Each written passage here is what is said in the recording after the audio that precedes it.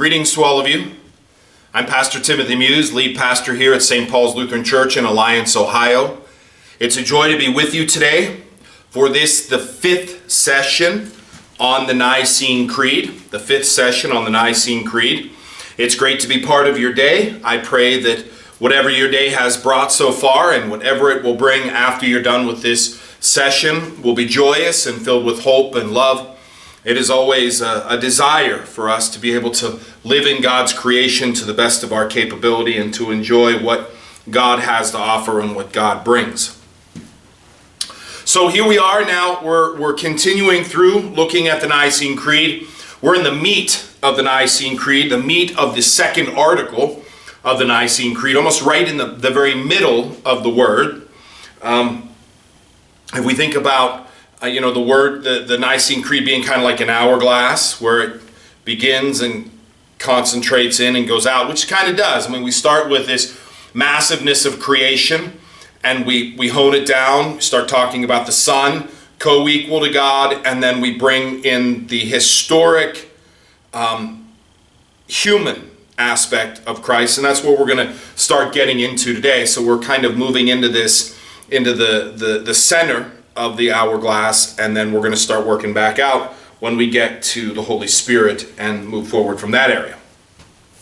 So we've been spending a lot of time, we spent most of the last session talking about the divine aspect of the Son, the divine aspect of Christ, and we really need to hone that down. We really need to make sure that we're clear that Jesus, the Son of God, which is where we began, we believe in one Lord, Jesus Christ, the only Son of God. So that's who we're talking about now. We're talking about this Jesus fellow.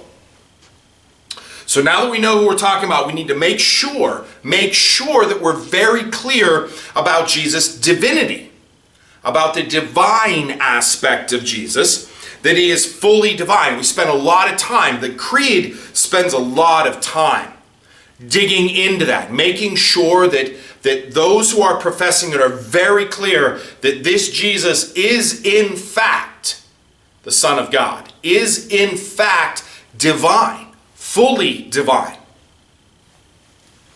That is fundamentally sound and basis for what we believe.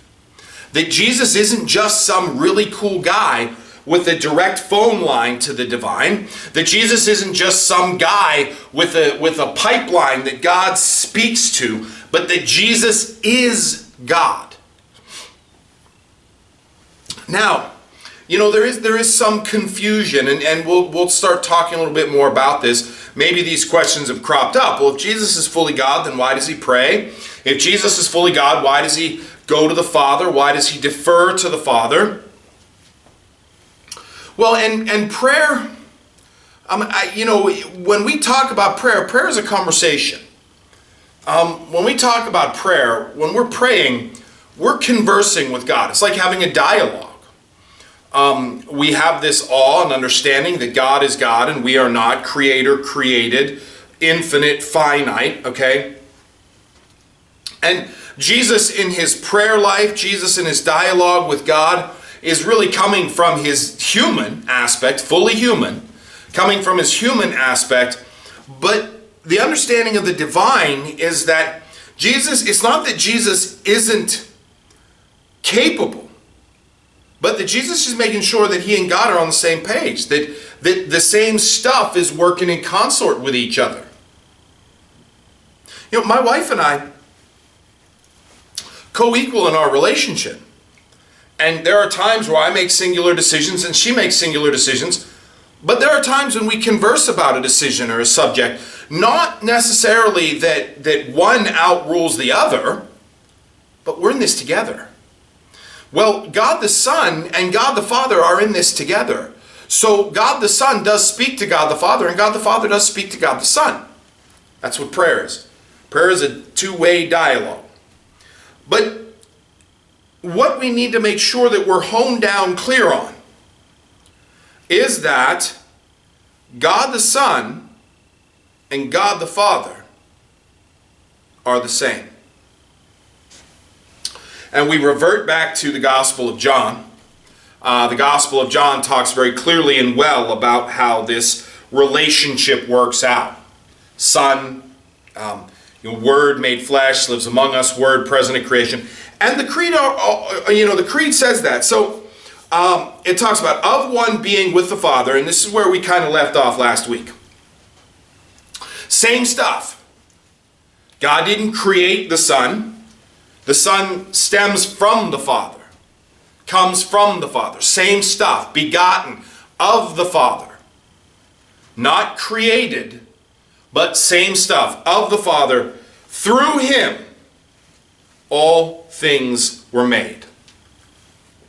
Through him being the Son of God. There's that connection. Now, is the divine nature of Jesus inherently male?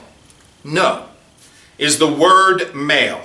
No. Again, this is where we struggle in our conception, in our structure, and in our language.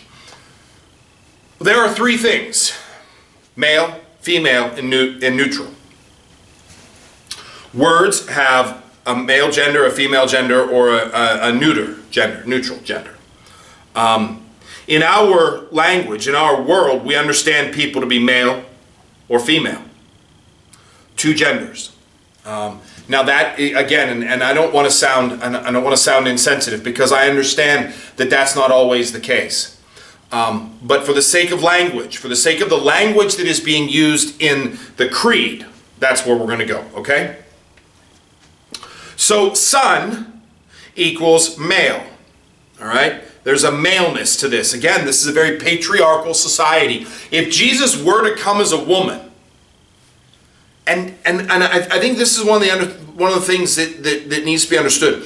Jesus didn't come as a woman, because if Jesus would have come as a woman in the time frame that he came, he wouldn't have gotten anywhere. He wouldn't have been listened to. People didn't follow women teachers.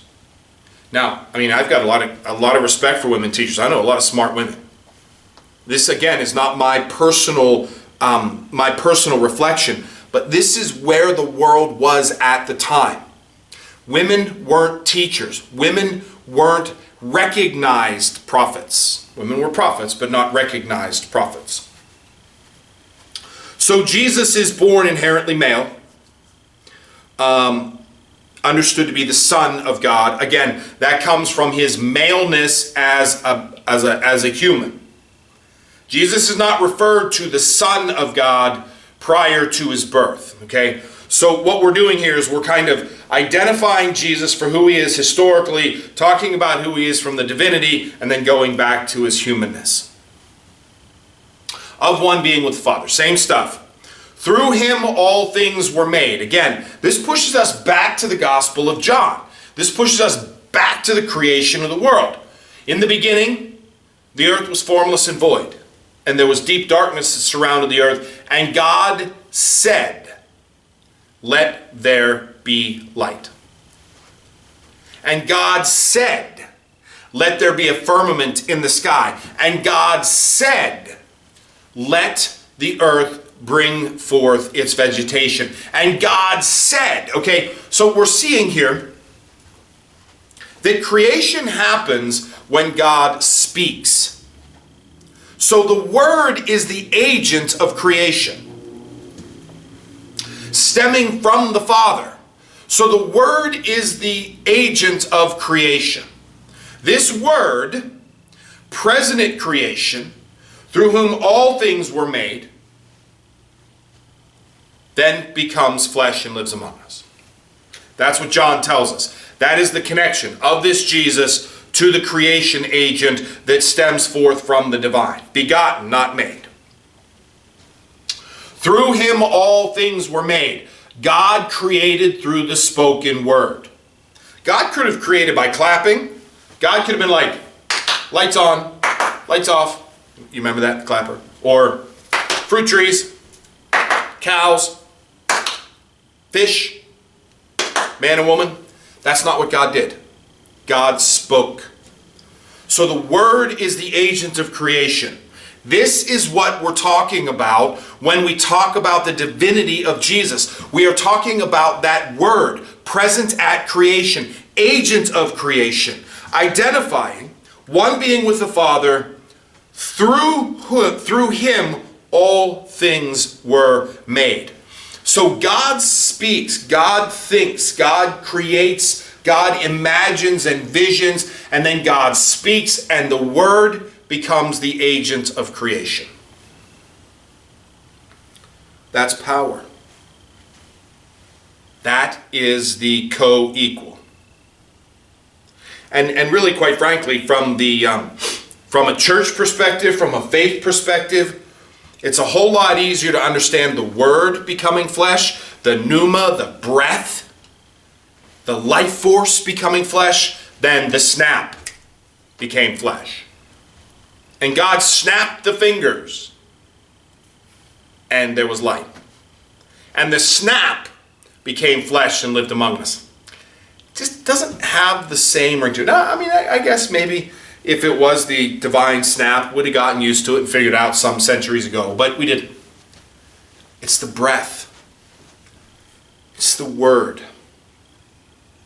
And when we think about life, there is no life without breath. Life without breath is nothing more than a shell, a body, a vessel. So it is the very life force that gives life. It is the breath of God, the Word. The Greek word is pneuma, spirit. Pneuma, which is where pulmonology and pneumonia, all that stuff stems from that word. Breath, life. Through him all things were made. So now we're really finding this point down. God, creator of heaven and earth, maker of all things, of all that is, seen and unseen. There is nothing that God didn't create. Even if we don't see it, God created it. Even if we don't imagine it yet, God created it. There is nothing that God hasn't already created. We just haven't learned to see it or haven't learned to use it. I think of Louis Pasteur. Again, and I do this when I teach. I'm like, and if I had a group of people around me that helped me, or someone Google it for me. But the guy who found bacteria, germs. Okay, I think it was Pasteur, Louis Pasteur. Anyway, and realizing that there's germs all over us. Well, the germs didn't all of a sudden come into creation because we could see them. The germs had always been there. We just figured out what they were. So all that is, seen and unseen, God created it. And God used the vessel of the Word, the breath, to create. So one being with the Father, through him, through the Word, through the Lord, through Jesus, all things were made. So when we start thinking about this Jesus from a human perspective, when we start thinking about this Jesus taking the 5 loaves and the 2 fish, the miracles of the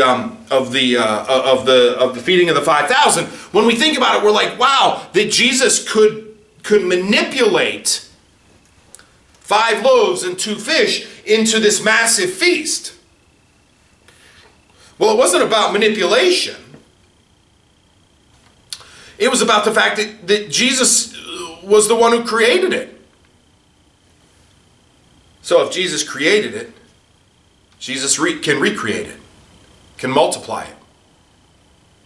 If Jesus made it in the first place, then Jesus can just make more and more and more.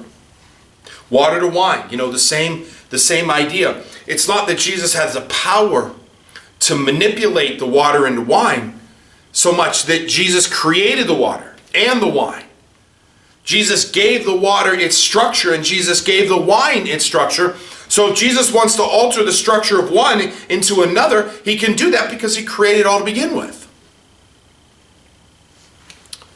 Jesus did those things to show not that he had the magic to dupe creation, but he had the power to recreate. And how did he have the power to recreate? Because he created all things in the first place. He started it all together. He was there at the beginning. He was the agent of creation. So being the agent of creation, he is the agent of recreation. And that's what we get when we see the water to wine. That's what we get when we see him walking on water. That's what we get when we see the loaves and the fish. Recreation. Because through him all things were made. Jesus, as the Word, as the co-equal creative agent, equal to God. God from God, light from light, created everything. And because he created everything, because he was the agent of creation, then he knows everything at its molecular level, at its base level, and he is capable of recreating. So the water, it becomes wine because that's the wordage. But it's just as easy to say that Jesus took the water out and put wine in. That Jesus, created the wine in the vat. Because he was there at the beginning. We want to try to think that Jesus is taking some stuff and making it into something else, like reworking it from flour to bread. But Jesus doesn't need to rework stuff. Jesus created stuff to begin with. Jesus made something out of nothing, and so if there's nothing, he can still make something out of it. Bread, fish. It's not outside of Jesus' capability because he did it all to begin with. And that's what we get. That's what we want to hold on to. That's what we want to grasp. When we make this faith statement, we want to grasp that Jesus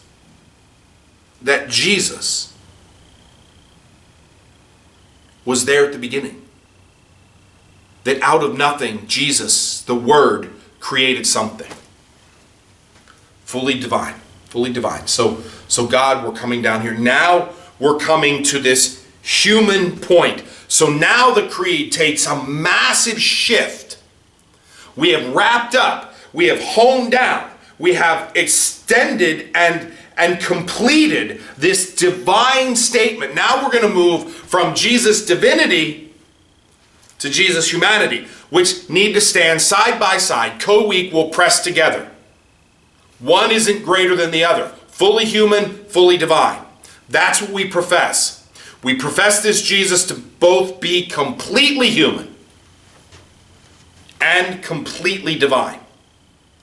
Again, we got the divine part. If he is less than completely divine, he is a step down from God. If he is a step down from God, and I don't like where he's going, and I'm just going to go end around him and go to God. That's not how it works. Fully human, fully divine. So we got the full divinity, same stuff as God. Now we're going fully human. But we need to figure out how this happens. One of the questions is, this fully human God, was this fully human God forced? Did he fall?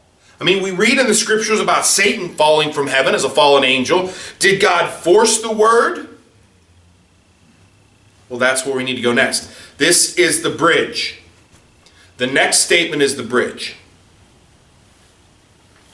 For us, and for our salvation, he came down from heaven.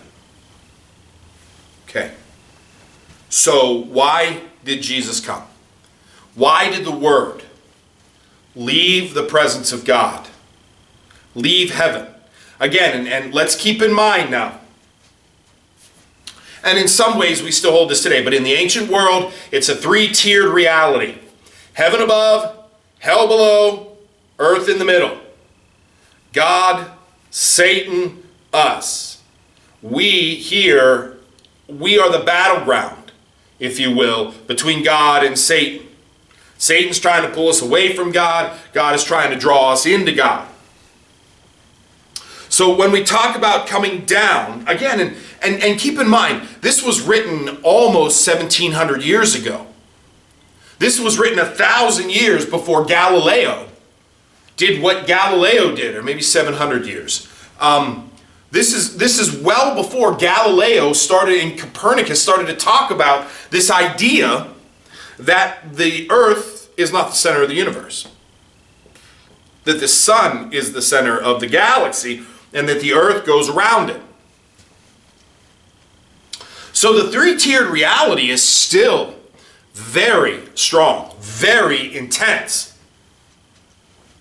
So this idea that he came down from heaven, that he descended from heaven, that he came down to earth, that the Word came down to earth.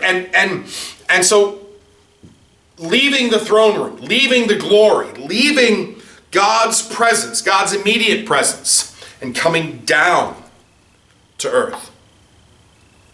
That would be a huge step down to begin with. I mean, think about it. If this is the battleground between heaven and hell, between God and the devil, if we are the board to which this battle plays out, if we are the canvas to which this story is painted, then to come down to us would be, well, a massive lowering. We are the less than. So the fact that God would come down, and not just come down out of God's desire, but come down for us and for our salvation. Look, this is again, after 2,000 years of Christianity and after growing up in the church, the idea of Christ coming down for our salvation, I mean, it's wrote into our soul. It's wrote into our being. We hold on to it and we love it and we feel power in it. But the idea is preposterous. It's absolutely preposterous that God would wallow in the filth of humanity. I mean, you take it akin to this. I'm trying to come up with a really good example. Here's a really good example. That someone in a pure Armani suit, silk, thousands of dollars worth of silk in a suit, and beautiful $1,000 shoes would climb down into a septic tank and clean it out. Yeah. I mean, such is the divide, such is the brokenness, such is the awful of humanity versus divinity. And again, think about it. Think about how awful it is. It's so awful, in fact, that not only did God almost wipe it out when it sinned, but God pretty much did wipe it out. Noah and the flood, the Tower of Babel, and then we get into slavery in Egypt.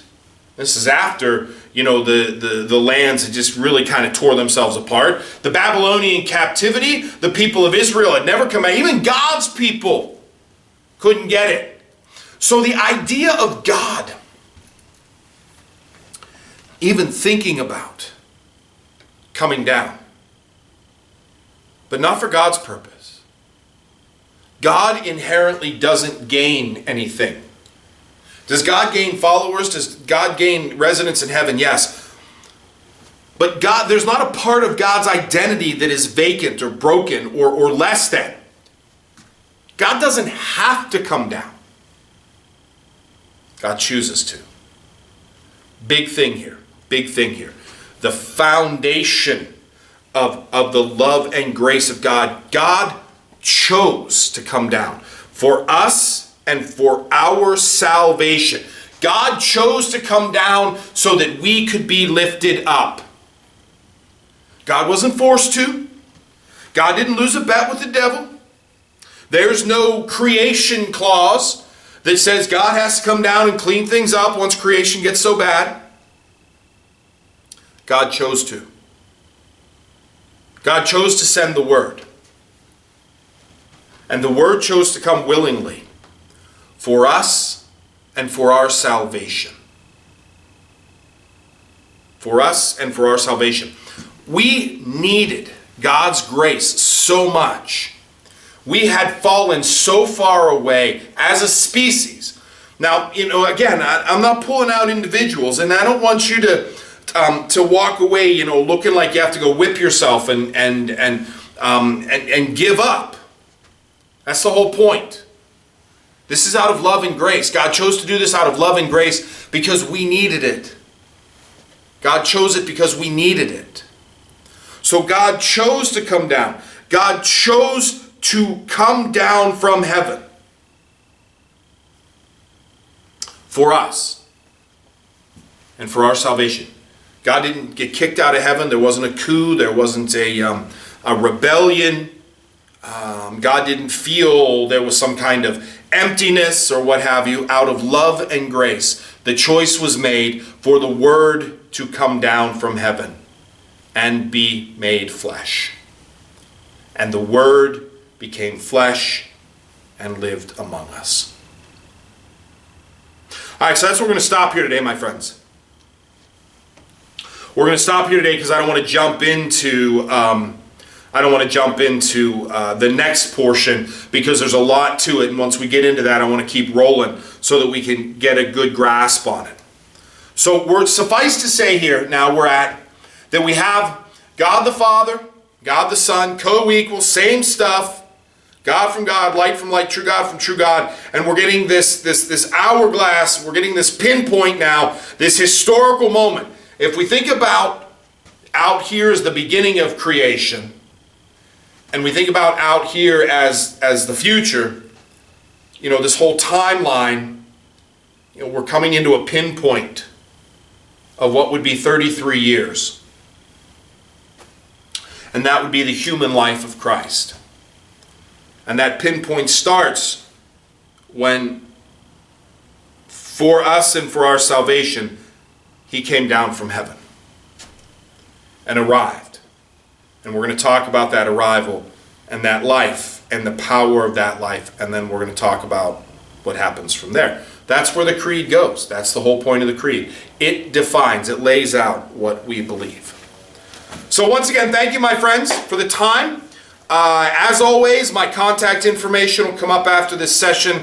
Any questions or thoughts or concerns or ideas or anything like that, feel free to reach out to me.